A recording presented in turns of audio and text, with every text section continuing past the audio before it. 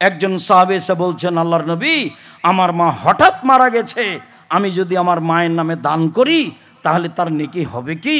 আল্লাহ রাসূল বললেন, হ্যাঁ, বুখারী মুসলিম। একজন এসে বলছেন, আল্লাহর নবী, আমার পিতা মারা গেছেন, জমি জায়গা ছেড়ে গেছেন, কোনো ওসিয়ত করে যাননি, আমি যদি এখন দান করি তাহলে আমার আব্বার পাপ মিটে যাবে কি?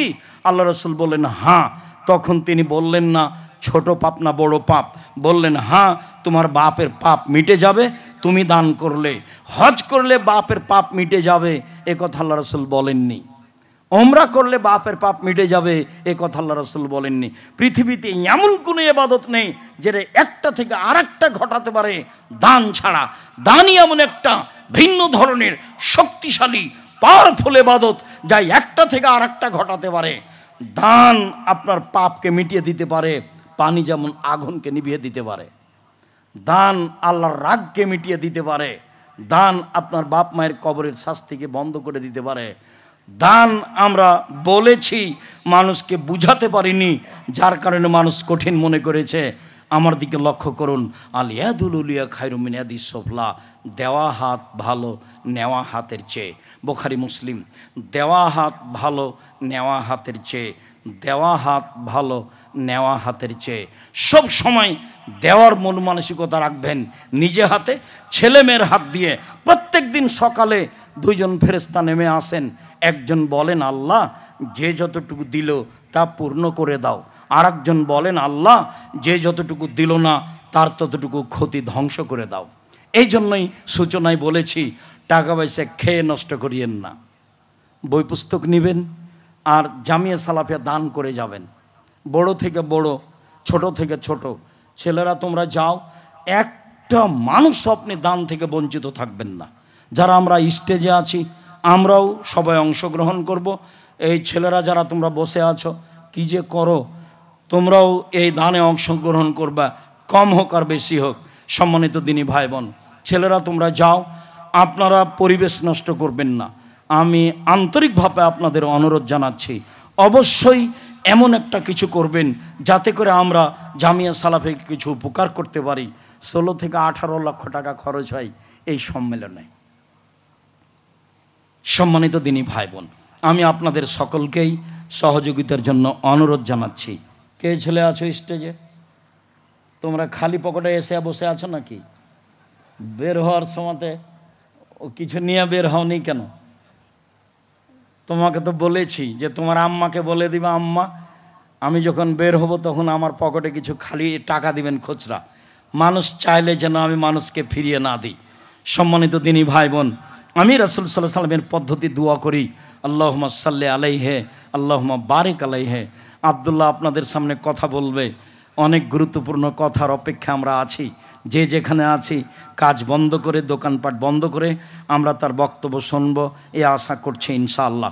সমস্ত দিনী ভাই বোনকে, মহিলা শাখায় যারা রয়েছ, তোমরা মেয়েরা তোমরাও মানুষের কাছে যাও। আমার দিনী বোনদের সকলকে বলছি, দেখেন আল্লাহ রাসূল বললেন, আমি জাহান্নামে দেখছি অধিক অংশই নারী, বাঁচার পথ দান।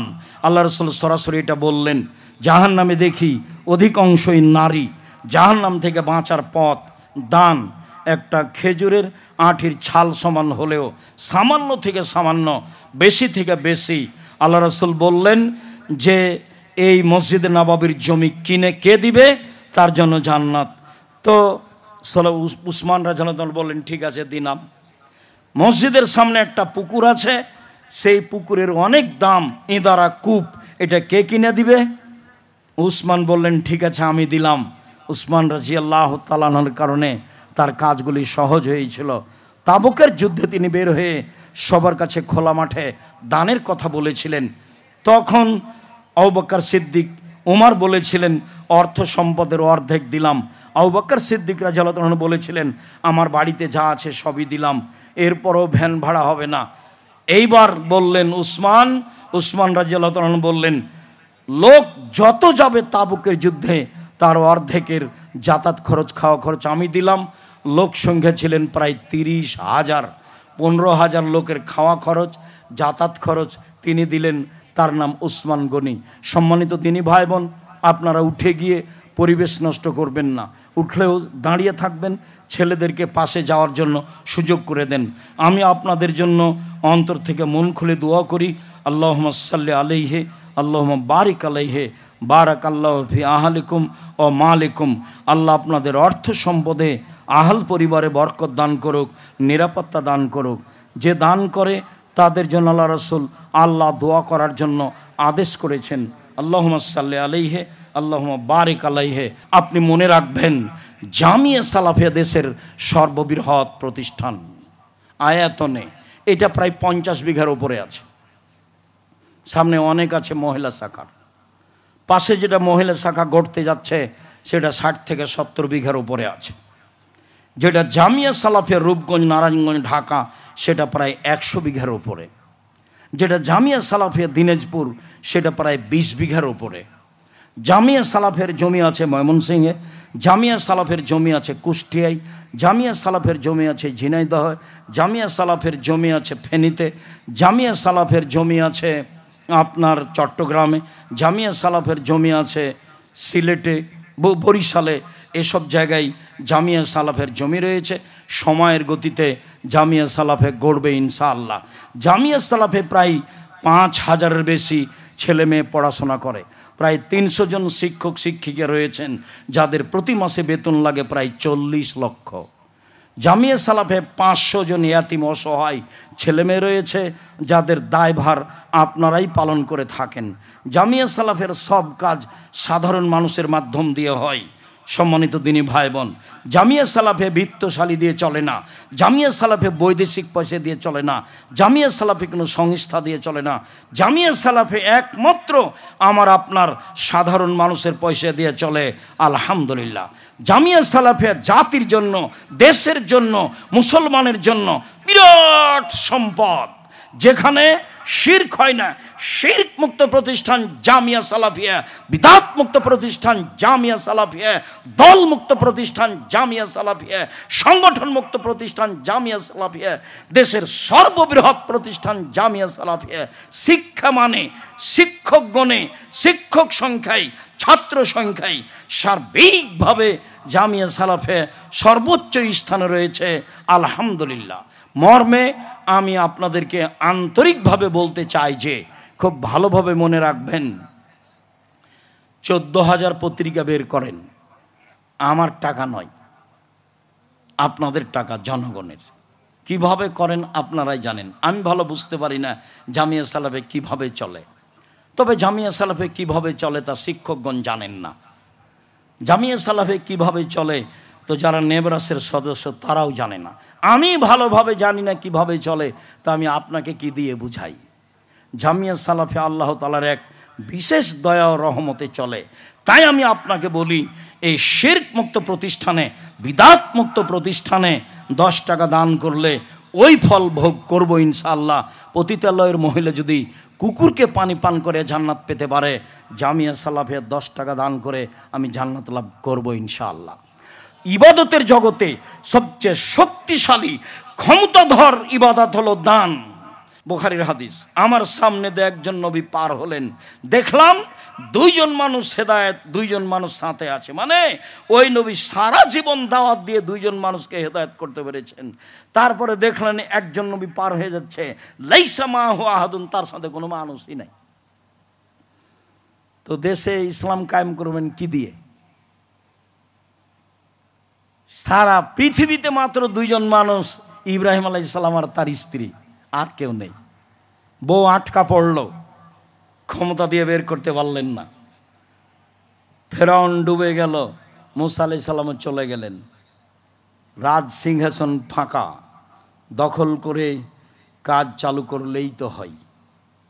সম্মানিত দিনী ভাই বোন, কিয়ামত পর্যন্ত গণতন্ত্রের নীতিতে নেতা নির্বাচন হবে না। মানুষের আকীদা পরিবর্তন করেই দাওয়াতের মাধ্যমে নেতা নির্বাচন করতে হবে। হবে না হয় হবে না। নবীর চলে, আমার চলে না। একজন নবীর একজনও লোক হেদায়েত হয়নি, তো তার চলে, আমার চলে না। একজন নবীর একটাই মানুষ হেদায়েত হয়েছে, তো সেই নবীর চলে, আমার চলে না। নূহ আলাইহিস সালামের 950 বছর দাওয়াতে মাত্র 4 জন ছিল, বাকি সব পালিয়ে গেছে। তো তো নূহ আলাইহিস সালামের চলে, আমার চলে না। আর এই চাল চলন যেটা আপনি দেখতে পাচ্ছেন, মারামারি, হইচই, দাঙ্গামা, হাঙ্গামা, জুয়াচলি, ডাকাতি, আর জেল, আর হাজত, আর রাস্তা, আর ঘাট, আর রাহাজানি, সব কিছু এই দলীয়ভাবে, সেইটা রাসূলের পথ হয় কি করে? যা দিয়ে শত্রুতা শিখা যায়, যা দিয়ে মারামারি শিখা যায়, যা দিয়ে আচরণ খারাপ হয়ে যায়, যা দিয়ে মানুষকে জেল হাজতে দেওয়া যায়, যা দিয়ে মানুষের বুকের উপরে চড়ে মানুষকে জবে করে দেওয়া যায়, সেই নীতি আবার রাসূলের নীতি হয়। উমর রাদিয়াল্লাহু তাআলা আনহু পরামর্শের ভিত্তিতে নেতা নির্বাচন করতে বলেছেন। যেদিন পরিবেশ হবে সেদিন হবে অর্ধ পৃথিবীর খলিফা, কুশাগর বুদ্ধিজীবী রাজনীতিবিদ ওমর নেতৃত্বের যেই পদ্ধতি পেশ করেছেন সেটাই হবে পদ্ধতি। কিয়ামত পর্যন্ত এই পদ্ধতিই থাকবে। মানুষ সেটা গ্রহণ করতে পারুক আর না পারুক তাতে আসে যায় না। মানুষের উপরে এই জিম্মেদারি দেওয়া হয়নি যে রাসূলের পদ্ধতি ব্যতীত তুমি তোমার পদ্ধতিতে নেতা নির্বাচন করো। তিনি বলছেন, পৃথিবীর মানুষ শুনে রেখো, ইয়াতি মিন বাদি আইম্মা, আমার পরে কতগুলি আলেম ওলামা আসবে, ইহদুনা বিগাইরি হাদিয়াতি, আমার আদর্শ ছেড়ে দিয়ে অন্য আদর্শ গ্রহণ করে বলবে এটাই রাসূলের আদর্শ। আমার সুন্নাত ছেড়ে দিয়ে অন্য সুন্নাত গ্রহণ করে বলবে এটাই রাসূলের সুন্নাত। ওদের দেখতে লাগবে মানুষ, ওদের অন্তর হবে শয়তানের অন্তর। ওদের দেখতে লাগবে মানুষ, ওদের হবে অন্তর হবে শয়তানের অন্তর। আমার আদর্শ ছেড়ে দিয়ে অন্য আদর্শ গ্রহণ করে বলবে এটাই রাসূলের আদর্শ। তিনি বলেছেন, পৃথিবীর মানুষ শুনে রেখো, এরা এমন হবে আমার ভাষাতেই কথা বলবে। তারা হবে আমার চামড়ার, মানে মুসলমান। তারা আমার ভাষাতেই কথা বলবে, মানে কোরআন হাদিস পেশ করবে। কোরআনের আয়াত পড়ে বলছে, দেখেন আল্লাহ বলছেন মিলাদ করতে হবে। আরও কত সম্মানিত দিনী ভাই বোন, ইমান হারিয়ে 10 দিন বাঁচতে এসে, একদিন 1 ঘন্টা বাঁচতে এসে ইমান হারিয়ে বেঁচে থাকতে রাজি নই। মাস্ক পরে করোনা ঠেকাতে রাজি নই। ছেলেটা বলছে, 2 ভাই বোন, হুজুর ভিতরে আসেন না, হুজুর আপনি ভিতরে আসেন না, হুজুর আপনি ভিতরে আসেন না। যে না, তোমার আব্বার গায়ে হাত দিয়ে দোয়া করে যাব, এতে যদি আমাকে করোনা হয় তাহলে আমি বলবো না তোমার বাপের কারণে হয়েছে। কেন? আমি রাসূলের কথাকে বিশ্বাস করি। রাসূল সাল্লাল্লাহু আলাইহি ওয়াসাল্লাম বলেছেন, যেদিন পৃথিবী সৃষ্টি করা হয় তার 50,000 বছর পূর্বে মানুষ সৃষ্টি করা হয়েছে। সেদিন 4টে জিনিস লেখা হয়েছে, হায়াতাহা তার জীবন, মৌতাহা তার মরণ, রিজকাহা তার রুজি, মাসায়েবাহা তার করোনা রোগ ব্যাধি। সেই দিন যদি করোনা হয়ে থাকে লিখা, আজকে যদি পাথরের ভিতরে ঢুকে থাকে তাহলে তাকে করোনা ধরবেই। তাহলে ফিউচার পার্কের মালিক দেশের পানি খায় না, তবুও করোনায় মারা যায়।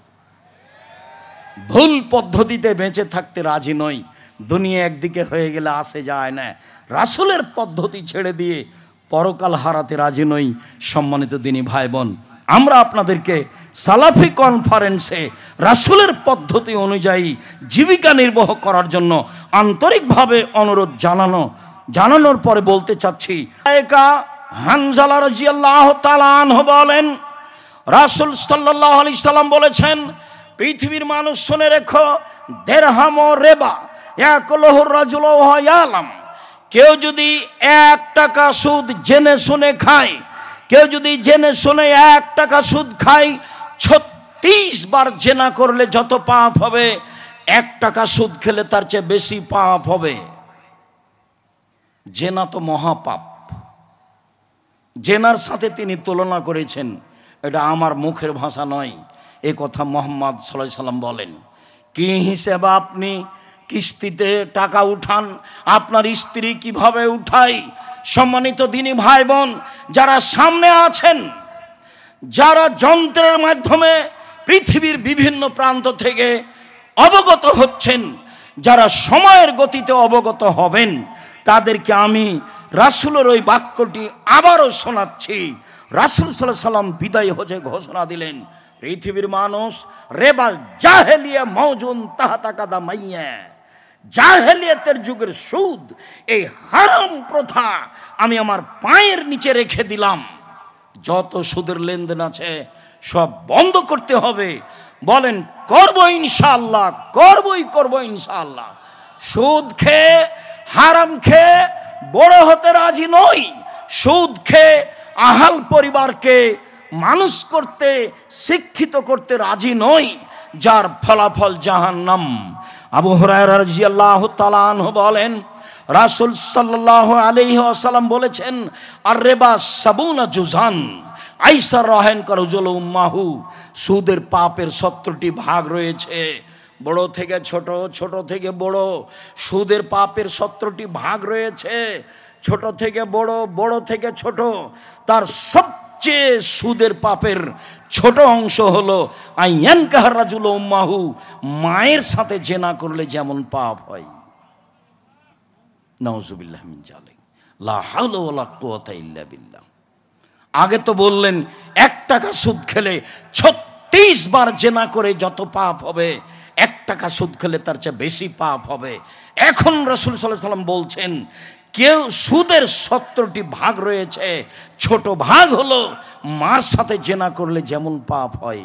নাউজুবিল্লাহ মিন যালিক, লা হাওলা ওয়ালা কুওয়াতা ইল্লা বিল্লাহ।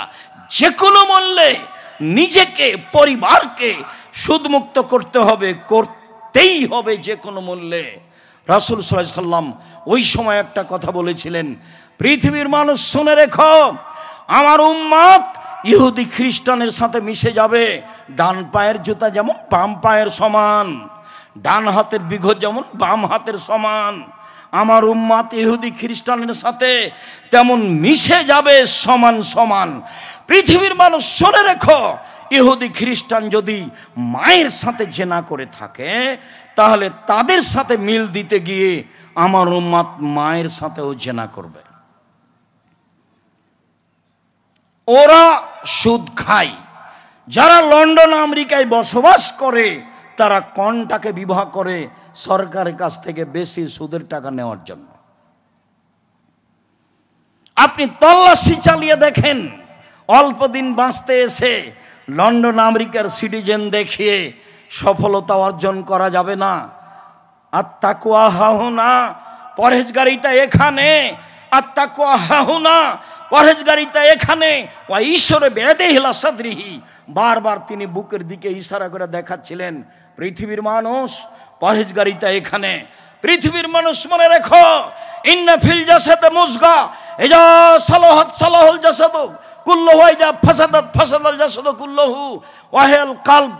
মনে রেখো, শরীরে একটা অংশ রয়েছে, এই অংশ যতক্ষণ ভালো থাকবে গোটা মানুষটাই ভালো। এই অংশ যখন খারাপ হয়ে যাবে গোটা মানুষটাই খারাপ। সেটাই হচ্ছে অন্তর। অন্তর খারাপ হয়ে গেছে, মন মানসিকতা খারাপ হয়ে গেছে। সব সময় শয়তান আদেশ করে, তারই অনুসরণ করেন, মর্মে আপনাকে সুদ নিতে হয়। চলেন, লম্বা হাদিস বলতে চাইনি, তবু সময়ের গতিতে সুদ দেখানোর জন্য আপনাকে আমি আংশিক হলেও পেশ করি। সামরা ইবনে জুনদুব রাদিয়াল্লাহু তাআলা আনহু বলেন, কানান নবী সাল্লাল্লাহু আলাইহি ওয়াসাল্লাম ইযা সাল্লা আকবালা আলাইনা বিওয়াজহিহি, আল্লাহর নবী যখন সালাত আদায় করতেন, কথা বলার প্রয়োজন হলে তিনি আমাদের মুখামুখি বসতেন।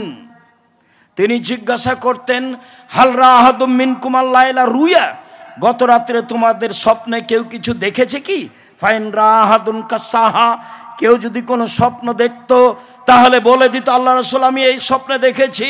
ফায়াকুলুল্লাহু তাআলা মাশাআল্লাহ, আল্লাহর নবী ওই উত্তর দিয়ে দিতেন স্বপ্নের যা আল্লাহ চাইতেন। ফাসা আলানা ইয়ামান, তিনি আমাদের একদা জিজ্ঞাসা করলেন, হালরা মিনকুম আহাদুন আল্লাইলা তরুয়া, গত রাত্রে তোমরা স্বপ্নে কিছু দেখেছো কি? কুলনা লা, আমরা বললাম জি না, আমরা স্বপ্নে কিছু দেখিনি। আল্লাহর নবী বলছেন, শোনো, ইন্নী রাআইতুল লাইলাতা রাজুলাইনে ফাতায়ানি, আমি স্বপ্নে 2 জন লোককে দেখলাম, তারা আমার নিকটে আসলো। ফা খাজা বেয়াদাইয়া, তারা আমার 2 হাতকে ধরে নিল। 2 হাত ধরে নিয়ে আমাকে বাইতুল মুকাদ্দাসের দিকে টেনে নিয়ে যাচ্ছে। ফা আতাইনাল রাজুলিন, হঠাৎ একটা লোকের পাশে চলে আসলাম। লোকটি বসে আছে। অরাজুলুন কায়েমুন, একটা লোক পাশে দাঁড়িয়ে আছে। অফিয়াদিহি কালবুন মিন হাদিদিন, তার হাতে রয়েছে লোহার বাঁকা লাঠি। ফা ইদখিলুহু ফি সিদকিহি, লোহার বাঁকা লাঠি তার মুখের ডান পার্শ্ব দিয়ে ঢুকিয়ে দিচ্ছে, ঢুকে চিরে ফেলছে। হাত্তা ইয়াবলুগা কাফাহু, চিরে পিছন দিকে নিয়ে যাচ্ছে।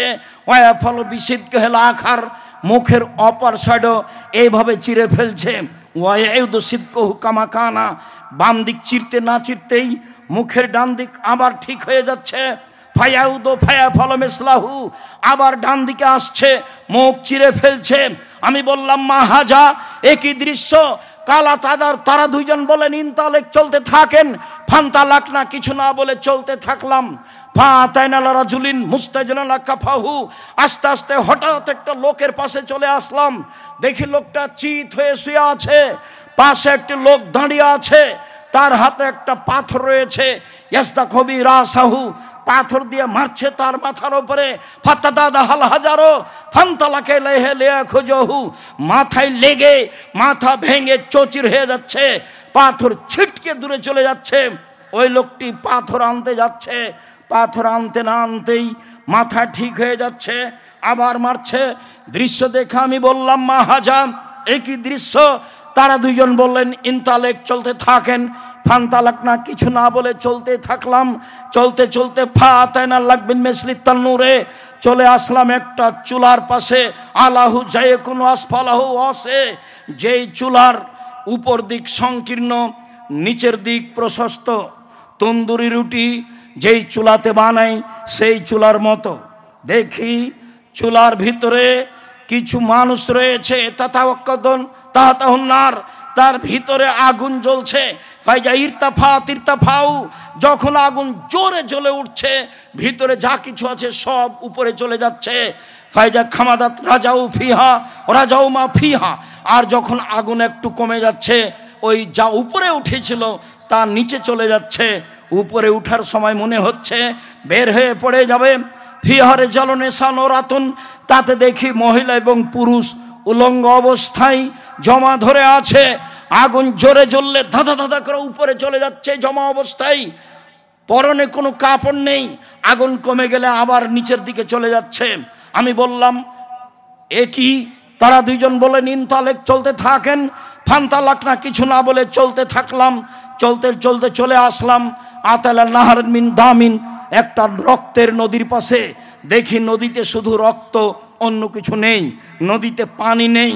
নদীর পাশে একটা লোক দাঁড়িয়ে আছে, নদীর মাঝামাঝিতে একটা লোক আছে। কুল্লামা আরাদা একরোজা, যতবার লোকটা নদী থেকে উঠে যাওয়ার চেষ্টা করছে, পাশে যে লোকটা আছে তার হাতে একটা পাথর আছে, মারছে মুখের ওপরে।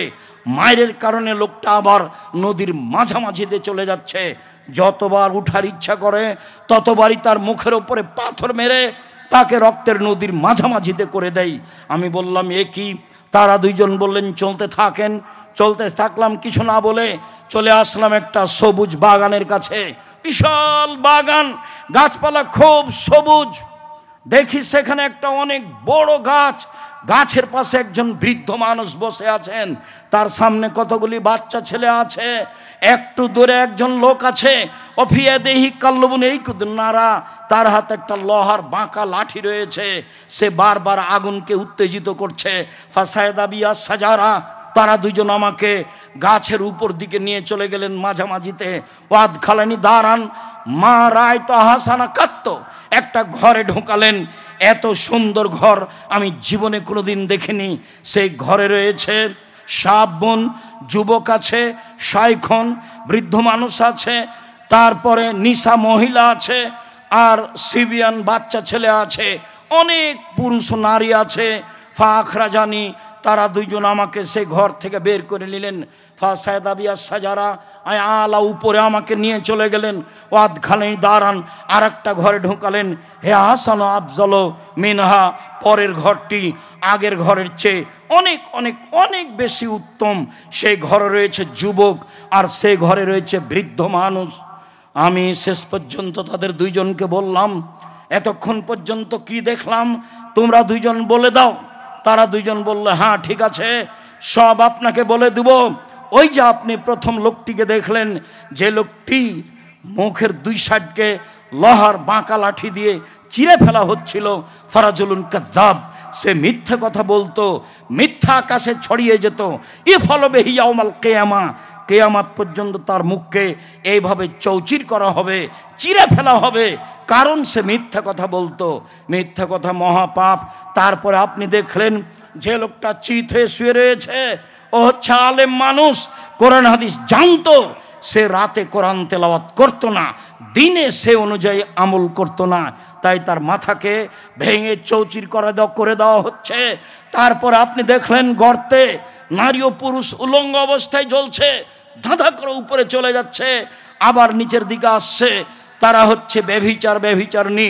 অন্য এক বর্ণনা এসেছে, আমি চলতে চলতে হঠাৎ এক সম্প্রদায়ের কাছে চলে আসলাম। তারা ছিল অনেক মোটা, একবারে 25-30 হাত উঁচু হয়ে আছে, মোটা মোটা, আর তাদের গায়ে ছিল খুব দুর্গন্ধ। মনে হচ্ছিল যেন গণশৌচাগার, মনে হচ্ছিল যেন রাস্তাঘাটের টয়লেট। আমি বললাম, মান হাউলায়, এরা কারা? তখন তারা বলেছিল আহমদ জোনাত জাওয়ানি, তারা হলো ব্যভিচারণী। সম্মানিত দিনী ভাই বোন, বিষয়টি খুব বেশি ভাবার।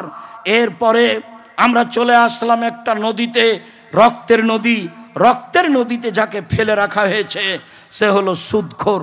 যতবার উঠতে চেষ্টা করছে ততবার তার মুখের উপরে মেরে তাকে রক্তের নদীতে করে দেওয়া হচ্ছে, তাতে তার মুখ ভেঙে চৌচির হয়ে যাচ্ছে।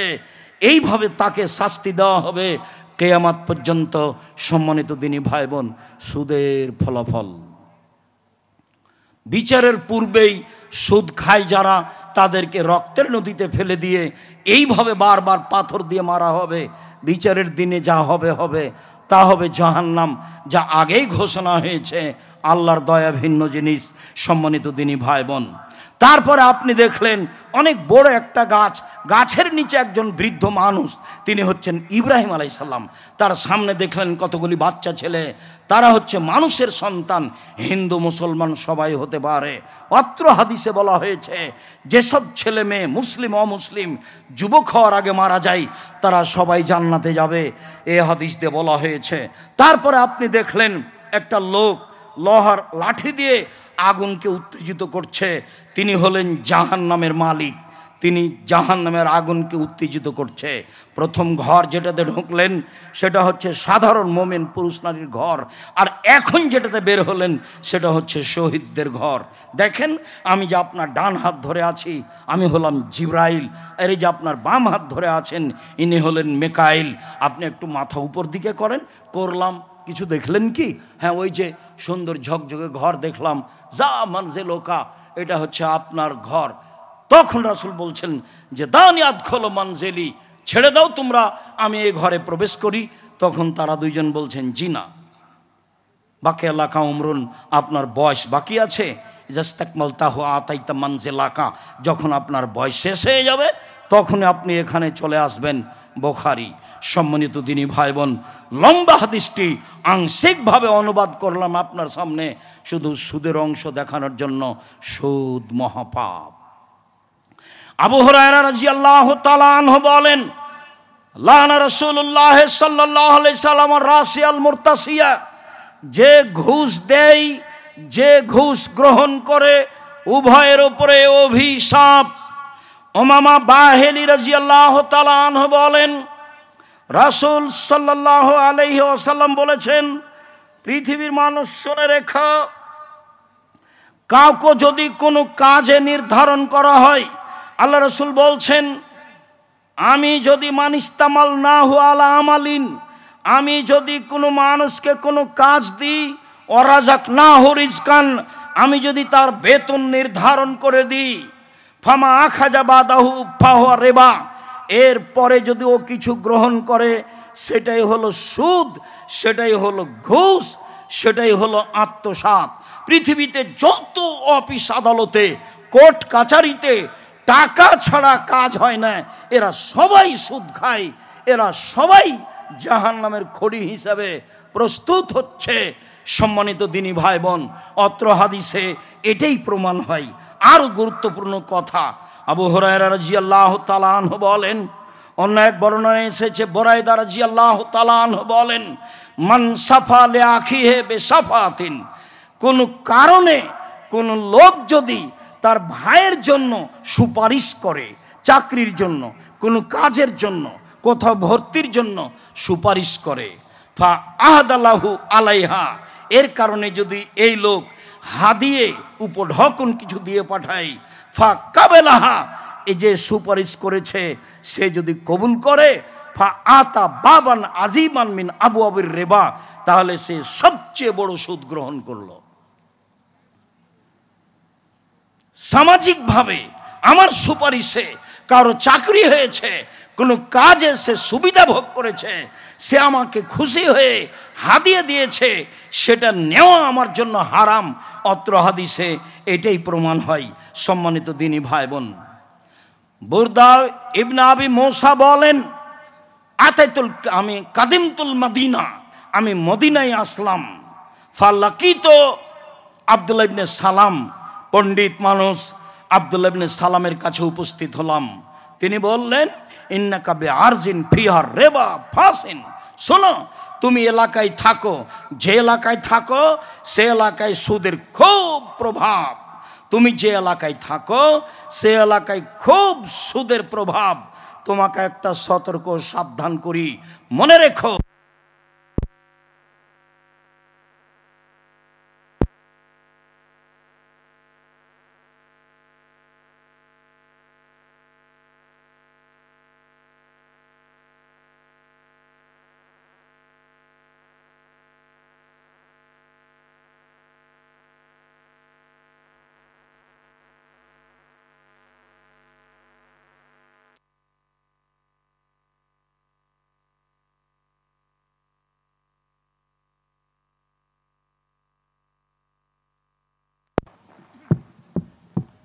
জি এই ছেলে দাঁড়ালে কেন, কি কাজ দেখাতে চাচ্ছ আমাকে? এটা সালাফি কনফারেন্স, আপনার চালচলন খারাপ হোক এটা আমি চাইনি। এটা কোনো সাধারণ সম্মেলন নয়। সূচনায় বলে গেছি, সালাফি মানে হচ্ছে সাহাবি তাবিদের নীতিতে চলে আসা কাজকর্ম। সালাফি কনফারেন্স সাহাবি নীতিদের নীতিতে দিন প্রচার। সম্মানিত দিনী ভাই বোন, শোনো, যে এলাকায় তুমি থাকো সে এলাকায় সুদের প্রভাব রয়েছে। যদি কারো কাছে তোমার টাকার লেনদেন থাকে, ফা আহাদা এলাইকা হামলা তিবলিন আও হিমলা তিবনিন আও শাইরিন আও হিমলা কাত্তিন ফলা তাখুজুহু পাইনু রেবা, যার কাছে তোমার টাকা দেওয়া আছে, ঋণ দেওয়া আছে, সে যদি এক বোঝা খড় ভুসি দিয়ে পাঠায়, এক বোঝা ঘাস দিয়ে পাঠায়, এক বোঝা গম বা গমের ঘাস খোসা দিয়ে পাঠাই, ফলা তা খোঁজো, এটা তুমি নিও না, এটা হচ্ছে সুদ, এটা তুমি নিও না, এটা হচ্ছে সুদ। সুদের ব্যাপারে তারা কত সতর্ক আপনাকে আমি কি দিয়ে বুঝাই। আমি টাকা ধার দিয়েছি একটা লোককে, সে এখন আমাকে গাভীর দুধ হাদিয়ে দিয়ে পাঠিয়েছে, সে হাদিয়া গ্রহণ করা হবে না। কেন? সেটা হবে সুদ। বুঝাতে পারিনি কথা? এমনি তো হুবাহু বেশি হলে তো সুদ, এটা হচ্ছে একেবারেই নগদ সুদ।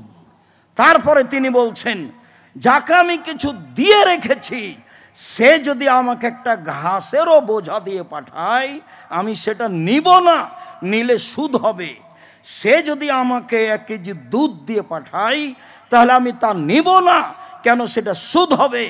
কেউ যদি আমাকে আম দিয়ে পাঠায়, আমি তাকে টাকা ঋণ দিয়ে রেখেছি, তাহলে সেটা আমি নিব না, কেন? সেটা সুদ হবে। তবে আগে থেকে এটা প্রচলন ছিল লেনদেন, পরে আবার টাকা ঋণ দেওয়া হয়েছে, এমনটা নাজায়েজ নয়, এমনটা হারাম নয়, এমনটা জায়েজ। শেষের কথা বোঝা গেল না মনে হয়? ঋণ দেওয়ার আগেই থেকে আমাদের কি ছিল? ঋণ দেওয়ার আগে থেকেই হাদিয়া দেওয়া একটা প্রচলন ছিল, দিয়েছি, এরপরে টাকার দেওয়া লেনদেনের কাজ হয়েছে। এখন যদি হাদিয়া দিই বা নিই, তাহলে এর অন্তর্ভুক্ত হবে না। শুধুমাত্র এই কারণে সেটাই হবে সুদ। রাসূল সাল্লাল্লাহু আলাইহি ওয়াসাল্লাম বলছেন, কুল্লু কারজিন যাররা মানফাতান ফাহুয়া রিবা, প্রত্যেক ঋণ যেটাতে সুবিধা নিয়ে আসে, বর্ধিত কিছু নিয়ে আসে, সেটাই সুদ। প্রত্যেক ঋণ যেটাতে বর্ধিত কিছু নিয়ে আসে সেটাই সুদ, সেটাই হারাম। সম্মানিত দিনী ভাই বোন, আপনাকে এই সংক্ষিপ্ত বিবরণে যেটা বলতে চাইলাম সেটা হলো সুদের সর্ব ধরনের লেনদেন বন্ধ করতে হবে। 1 মিনিট। সরকারিভাবে রাসূল সাল্লাল্লাহু আলাইহি সাল্লাম বিদায় হজে সুদ বন্ধ ঘোষণা দিলেন। তাতে তিনি নিজের চাচার সুদ মওকুফ করলেন। নিজের তার কোনো টাকা পয়সা নেই, নিজের তার কোনো ব্যবসা বাণিজ্য নেই, এখন কার উপরে আর হাত খেলানো যায় প্রথমে। তাই বললেন, পৃথিবীর মানুষ শুনে রেখো, আমি সুদ বন্ধ ঘোষণা দিলাম। আমার চাচার যত সুদ লেনদেন ছিল সবকে আমি পায়ের নিচে রেখে দিলাম এবং বাতিল ঘোষণা করলাম, মওকুফ ঘোষণা করলাম। সম্মানিত দিনী ভাই বোন, অল্প দিন বাঁচতে এসে এমনটা করা হবে না। ইসলামী রাজনীতি আর গণতন্ত্রের মধ্যে কোনো মিল নেই। দুই একটা। এক, ইসলামী নীতিতে ক্ষমতার উৎস আল্লাহ, গণতন্ত্রের নীতিতে ক্ষমতার উৎস জনগণ। নেতার সময় 45 মিনিট, নেতার সময় 45 মিনিট। ইসলামী নীতিতে নেতা যতদিন থাকার থেকে যাবে। গণতন্ত্রের নীতিতে নেতার সময়সীমা 5 বছর। গণতন্ত্রের নীতিতে নেতা মানুষ রচিত আইন মানতে বাধ্য। ইসলামী নীতিতে নেতা কোরআন এবং হাদিসের আইন মানতে বাধ্য। গণতন্ত্রের নীতিতে নেতা জনগণের কাছে দায়বদ্ধ। ইসলামী নীতিতে নেতা আল্লাহ এবং আল্লাহ রাসূলের কাছে দায়বদ্ধ। ডক্টর সাহেব অনেক সুন্দর কথা বলছিলেন, তবে শেষের কথাটি শরীয়তের অনুকূলে হয়নি। সেটা হলো এই, সারা পৃথিবীর আলেম ওলামা যদি এক ফিল্ডে বলে যে গণতন্ত্রের নীতিতে নেতা নির্বাচন করতে হবে, তা হবে হারাম, তা হবে নাজায়েজ। সারা পৃথিবীর আলেম যদি এক জায়গাতে হয়ে বলে গণতন্ত্রের নীতিতে নির্বাচন করে নেতা নির্বাচন করতে হবে, এটা হারাম, চিরদিনের জন্য হারাম। ওমর রাদিয়াল্লাহু তাআলা আনহু দুনিয়া থেকে বিদায় নিয়েছেন, ঝামেলা দুনিয়াতে প্রকাশ পেয়ে গেছে। ঈসা আলাইহিস সালাম পর্যন্ত ঝামেলা বহাল থাকবে। আল্লাহ রাসূল বলছেন, বুখারীর হাদিস, একজন নবী আমার সামনে দিয়ে পার হলেন, দেখলাম একজন মানুষ সাথে আছে। মানে এই নবী সারা জীবন দাওয়াত দিয়ে একটা